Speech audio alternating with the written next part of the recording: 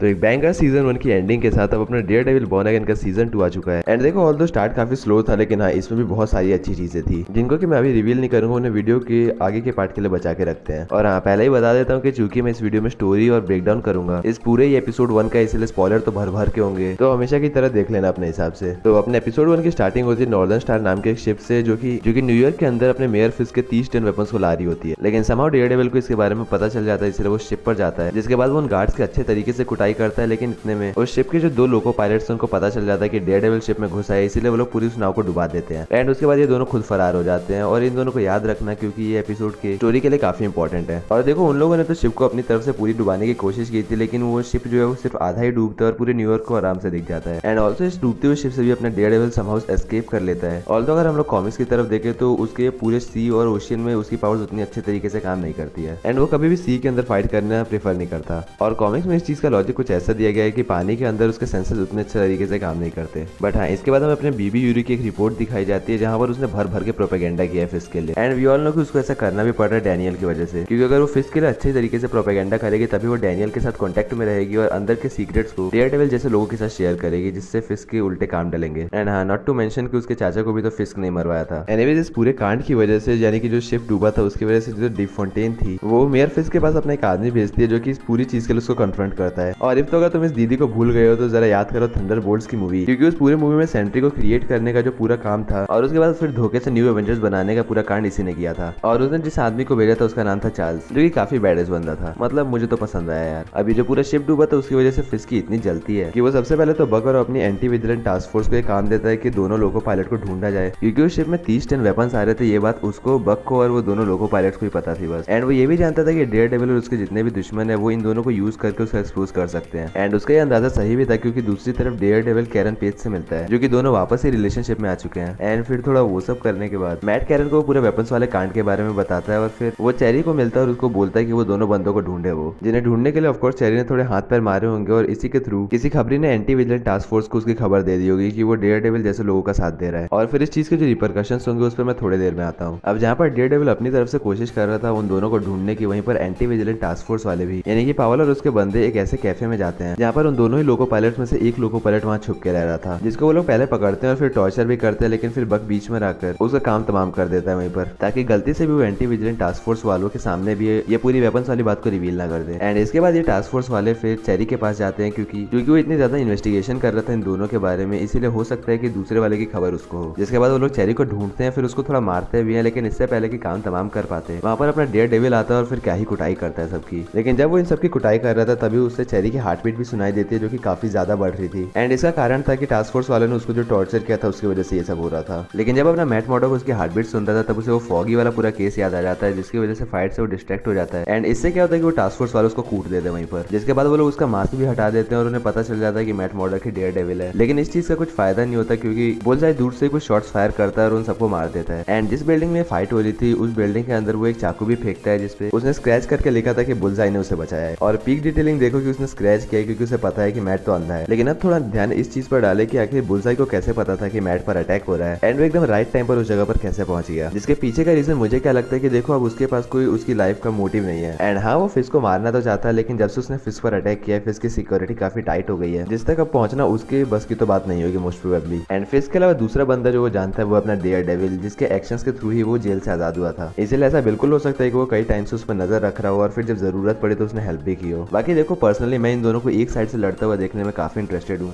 As अपना point Exter तो मुझे काफी कूल लगता है और डेयरडेविल तो कुछ साक्षात हो रहा है। बट हाँ जैसा कि मैंने स्टार्टिंग में कहा था कि एपिसोड काफी स्लो तो था, लेकिन मजे पूरे दिला के गया। एंड अब अगले हफ्ते हम इसके सीधे 2 एपिसोड देखने को मिलेंगे एक साथ, जिसकी वीडियो देखने के लिए आई थिंक कि तुम्हें मुझे सब्सक्राइब करना चाहिए। ऑल्सो तुमको ये पूरा एपिसोड कैसा लगा तो मुझे कमेंट्स में बताओ, और मुझसे कोई डिटेल मिस होगी तो उसे भी कमेंट कर देना, और इस वीडियो को भी लाइक और शेयर कर देना। बाय।